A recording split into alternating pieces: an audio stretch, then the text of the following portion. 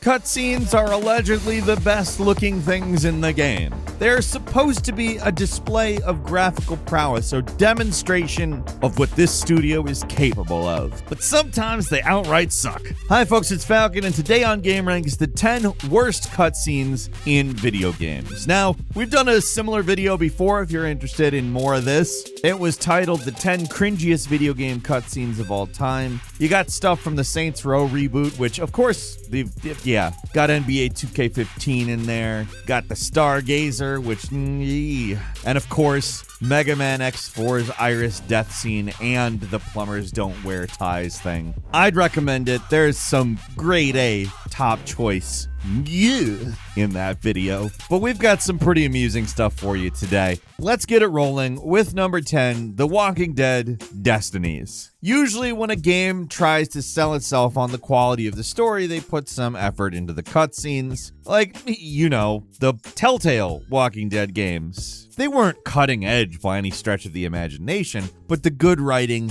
and the unique art style really made it work. And also, they were animated. Now, if you, for whatever reason, don't know anything about Walking Dead Destinies, check out these static scenes of, frankly, strange character models, frozen in time, creating some of the most pathetic cutscenes I've ever seen. When there is animation, and there is sometimes, I'm pretty sure the planets have to align, it's got to be a full moon, and you got to know like a secret handshake or something. No, it's not like that. Nearly as rare, though. When you're not stuck playing one of the most uninspired, tedious zombie games I have ever experienced, you're stuck watching these cutscenes where sound-alikes awkwardly attempt to mimic scenes from the Walking Dead TV show. This is my house!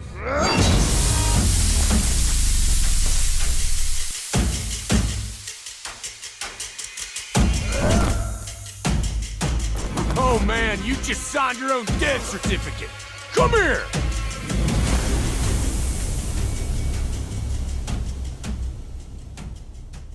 Now, that doesn't automatically sound awkward and terrible, but it is. And it's all bad. There's no part of it that is good. But if there's one thing that really stands out, it's when Lori dies during childbirth. And this is how the game chooses to depict this tragic moment. Like, you can't tell what's going on here unless I have told you what's going on here.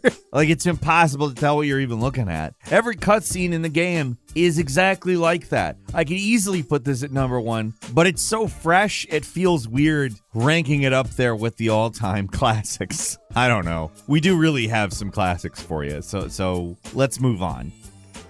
And number 9 is Medal of Honor Warfighter. This EA-published FPS was meant to be the next Call of Duty killer, but the only thing it managed to kill was the formerly respectable Medal of Honor franchise. There's plenty in this game to make fun of, but the thing that'll always stick with me are these really hideous CGI cutscenes. Even now, you get the occasional uncanny valley in video games, but stuff like this shows just how far we've come in 10 years. Just compare any random human face from a modern game to what they've got going on here, and it is shocking. Mr. Train. Tom. Bella. She's right here. Daddy. Hey, baby. Some of the dudes look alright at certain angles, I guess, but so many of the other characters do not fare well. The wife, I don't know her name, and that's fine. She's got this ghoulish, necrotic skin, weird straw hair, and bizarrely fitting clothes that fold at weird angles. The daughter character fares the worst by far. What is going on with this face? They're like reanimated flesh golems come to life to haunt our waking dreams. The side characters have it the worst, but it's not like the main guys are fine. A lot of the time, that's how games go. Like, you know what a main character is based on the fact that they look all right, but these guys don't. Just dead, glassy eyes and like a stapled on beard. Dude, that's strangeness. What's unique about this game is that the content of the cutscenes kind of barely matters. It's all just boilerplate military dynamics, but the CGI is so weird and off-putting that it's really unforgettable. And not in the, like, song you play at a wedding way. And number 8 is Ride to Hell Retribution. This game starts off as utterly coherent, and somehow gets worse. After going through a highlight reel of some of the most pathetic and awkward action cutscenes to ever open a game, you get to experience an endless parade of terrible cutscenes that introduce you to the world, for lack of a better word, of Ride to Hell. It's dreadful, of course. The character models suffer from Popeye syndrome with these freakishly huge forearms. They all talk by flapping their gigantic mouths open and closed with no other additional animation necessary, or at least deemed necessary. It's more like a vague impression of talking, like Muppets are more like talking than this. Cutscenes all around terrible. Direction is amateurish, voice acting sometimes passable, but mostly embarrassingly bad. Swear to God, I'd rather be polishing boots than sit through this crap. What else is there to do? There's some cool stuff going on in Blackfield tonight. I know a band. They're supposed to be totally far out. Mac never lets me go, but now that you're here, he's got it. You? Want to go see bands now? Come on, I'm not some little kid. You ain't little, but you're still a kid. Ellie says I'm really mature for my age. The character models are all quite ugly and they're constantly glitching out in distracting ways. It's a mess. The worst thing are the love scenes, though. The first one of these things is just shocking how sudden it is. You just randomly run into this guy attacking his girlfriend, so your main dude beats him up, and suddenly, without any warning, it just immediately jumps into the world's most fully awkward clothed sex scene. Now, I am not saying that sex scenes are ever good in games. They usually are not, but fully clothed sex scene is such a difficult start point for any medium, and you understand what I'm saying here, right? It's so juvenile and it's stupid. And number 7 is Stray Souls. Yet somehow there's not one but 2 games from 2023 on this list. Stray Souls, one of the many recent indie horror games where their ambition far exceeds their ability, especially regarding cutscenes. Everyone wants to pack this epic, deep, complex story into the game, but I don't know, maybe people don't realize how hard it is to do that. Well, not maybe. So what you end up with is stuff like the cutscenes in this game that are bizarre, very awkward, and too long is it's a kind way of putting it. The funny thing about Stray Souls is that at first glance kind of looks like a real game, but once you spend time playing it, you realize that it's not even a Pinocchio of a game. Yeah, the character models look pretty good. The backgrounds have some details, but when you see the opening cutscene where a man in his underwear wanders through his house blowing away his family with a shotgun, and it's really, really funny, then you know something is, it's wrong. Something's wrong.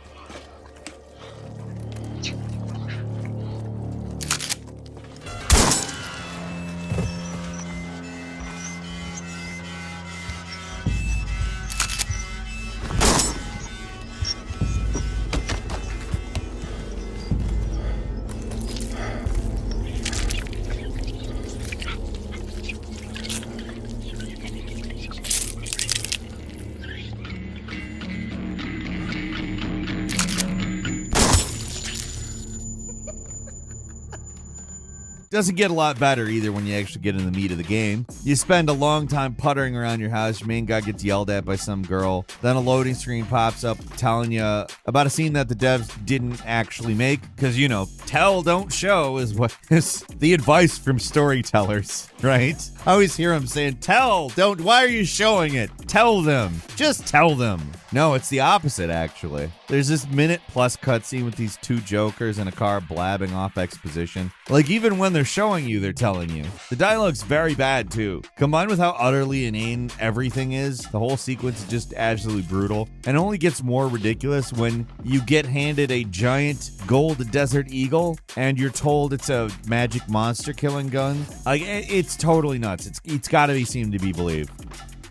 And number 6 is Remothered, Tormented Fathers Meeting Mr. Felden. Speaking of insane indie horror games made by creators with more ideas than sense, Remothered, Tormented Fathers, one of the first in a long line of baffling indie horror games that are influenced, among other things, by Silent Hill. Almost none of these games are good, but every one of them is interesting, in a certain sense of the word. Right from the start, you know you're getting something ambitious. Like, the game has an opening title sequence, so wow. But once them characters start talking, that's it. The overly emotive animations combined with the flat faces make every moment where a character is talking come off extremely strained. Like the way the bodies are moving, you expect the faces to move like Sonic Adventure, but on a scale from Mannequin to Sonic Adventure, it's not closer to Sonic Adventure. It doesn't help that all of the voice performances are weirdly hurried, and the editing is, I mean, it's paced way faster than it should be. So you already met Gloria? Yes, she let me in. She's a great reference, extremely hardworking, but back to us. I don't recall seeing beautiful doctors like you at the Institute, Dr. Reed. I am flattered, Mr. Felton. I arrived at the Institute just a few months after you left.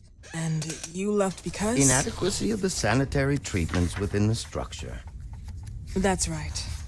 And in a few words? In a few words, they didn't know how to treat my case, and they left me there to die.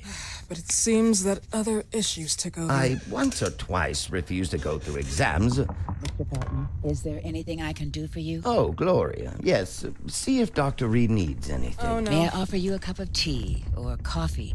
Espresso? No, thank you. As you wish. How about you, Mr. Felton? No, thank you. I'll keep entertaining our guest. You can go now. Cuts are happening. Really weird. Yeah, like everything's, I don't know. The script is very poorly translated. I'm not so sure it was good to begin with, but it all feels like a fever dream. The first time you meet this old man, he starts gassing off about God. It feels like you have dementia. You know, in games or movies where the bad guy appears, he starts talking about philosophy or religion out of the blue. Pretty standard bad guy intro. But this game manages to make it totally insane. Like, why does your main character suddenly get so mad? Like, what the hell is going on? This guy's just supposed to be a patient or whatever with like a disease, and suddenly they get into this incoherent argument about God, or maybe it's not entirely about God. I don't really know. This is one of those games just impossible to explain. You kind of had to just experience it for yourself to understand how nonsensical it can be.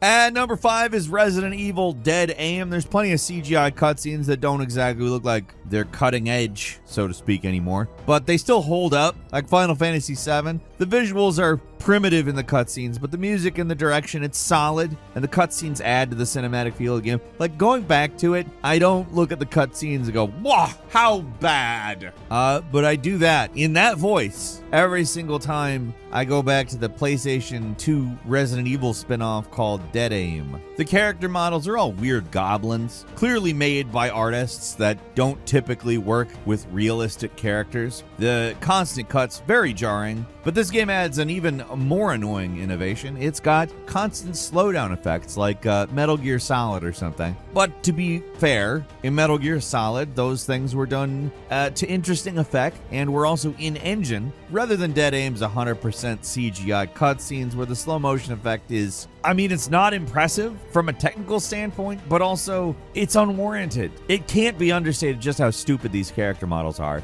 They looked bad even back then, but they are laughable now. Everything about this starting cutscene is ridiculous. Everyone looks bad. The absurd action movie heroics just look floaty and lifeless. The main bad guy is some goofy Sephiroth wannabe. It's just silly. This may be one of the worst cutscenes I've ever seen from a major publisher. Usually Capcom games have top-notch visuals and CGI regardless of era, but not this one. I guess I could say I expected better from Cavia, but then Drakengard has some pretty weird-ass cutscenes too.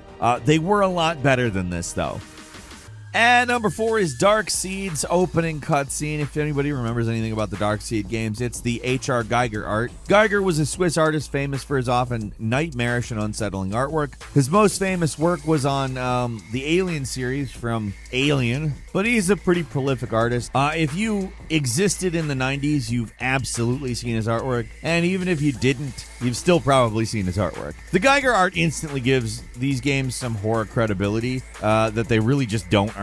The first game's kind of frustrating because it's constantly got this countdown going, and it's not good at giving you clues as to what you're supposed to do, but there's also a weird charm to the first one. Second one, Like, there's an argument to be made for the atmosphere of the first one. Not so with the second one. The second one is very, very goofy. The opening cutscene is one of the most laughable starts to a game ever. Yeah, the Geiger stuff is creepy looking, but when you got the geekiest looking goofball of all time running around through it, making these silly faces all the time, it does not work.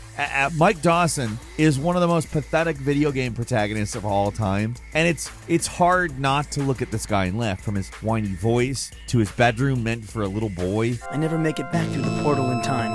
It's been more than a year since I foiled the Ancient's plans to grow an alien embryo in my brain, and still the dark world haunts me. Keep in mind, this guy is an adult who A, suffered through the first game, and B, after the first game, had a number of tragedies reduce him to a PTSD-laden mess. And this is what you're dealing with here. This is what that looks like in this world. And his mom, maybe appropriately so, is very disappointed in him pretty much every time you talk to her. I mean, this game is very goofy, and it is, I think, supposed to be scary. Like, there was an element of humor in the first one, and sometimes it actually kind of landed, but the first one was also kind of funny because it was bad, but you knew that it was supposed to be scary. Sometimes I am not sure with this game. And number 3 is Link, the Faces of Evil and Wand of Gamelon. Everything, all the cutscenes. We're talking the Legend of Zelda CDI games here, so you better know what you're getting. These things sure are something, aren't they? Gee, it sure is boring around here. Just the fact they exist and are technically officially licensed products is mind-bending. So Nintendo made a deal with Philips after the Sony Nintendo PlayStation fell through. So in order to not get sued, Nintendo had to allow them to make a couple of games using Nintendo characters. Well, actually more than a couple, but we're just talking about the Zelda ones, which is 2 in total. And these games were rushed as hell. And the gameplay, it's crap. If you're looking for crap gameplay, don't sleep on Link, the Faces of Evil and Wand of Gamelon. But the cutscenes, like the endlessly memed on, infamous cutscenes with animations that are, I don't know where to start. Look at this mess. Great, I'll grab my stuff. How about a kiss for luck? You've got to be kidding. Every single animated cutscene in this game is just non-stop chaos. It is just constant, weirdly smooth, but also janky animation at all times. Everyone's always doing these strange, unnecessary hand motions. Like, yeah, there are some people that talk with their hands. I'm actually one of them, if you count my wings as hands, because I'm a bird, remember? Yeah? Huh? No, but there's people who do that for real, and it looks nothing like this. The animation keeps zooming in and out at weird times, like people randomly get closer to the camera. Nobody's ever on model. If you're not familiar with that term, it's an animation term where you have specifications for what a character is supposed to look like. I'm sure those exist for these games. Like, keep in mind, Nintendo probably provided them with some material, but I feel like what happened was the person who got it immediately ran to the back of their office, opened up a drawer, and said, "It goes in here and it stays in here. Do not open my drawers." And then he locked the drawer, and then he jumped out of his window, which, by the way, this office was on like the 26th floor, so that guy died along with his keys. The keys were destroyed in the fall. I don't know. I want to come up with a bizarre justification for why it's this bizarre. At least it's memorable. I will give it that. The animation was actually farmed out to this company called Animation Magic, which was an American company partnered with a Russian animation studio. And I have a feeling somewhere this kind of really weird, intentionally trippy kind of animation could work. But that place is not here. Like I said, these things got memed on really hard. They became staples of the YouTube poop movement. And at least on a technical level, you have to say they were trying. Actually, they tried way too hard. They didn't know what they were doing, and they put so much effort into it. And it kind of made a bad game worse. But also, I respect the deranged energy of these cutscenes in a weird way. And number 2 is Deep Fear. Man, Metal Gear Solid and Resident Evil have a lot to answer for. A lot of games really tried to be those games and really failed at it. Like, don't get me wrong, The original Resident Evil had some laughably bad cutscenes, especially in the acting department, but a lot of the games that it inspired were a lot worse, like Deep Fear. Like, it makes Resident Evil 1's acting look incredible. Like, the voice cast almost seems forced to act under duress. Like, they don't want it. It's unbelievably bad. There's multiple moments where people just flub lines, and they left it in the game. There are CGI cutscenes that are primitive as all hell. In general, everything that's happened isn't quite as incompletely staged and directed as some of the previous games on this list, but it's pretty badly done. The translation combined with the terrible voice acting and weird CGI makes some pretty brutal cutscenes. And finally, at number 1, Blood. All of the cutscenes in this game. Don't get me wrong, this is an FPS classic, fantastic atmosphere, detailed levels, but the cutscenes are diabolically bad. They are some of the most basic, simplistic, and all-around ugly CGI cutscenes ever made for a game.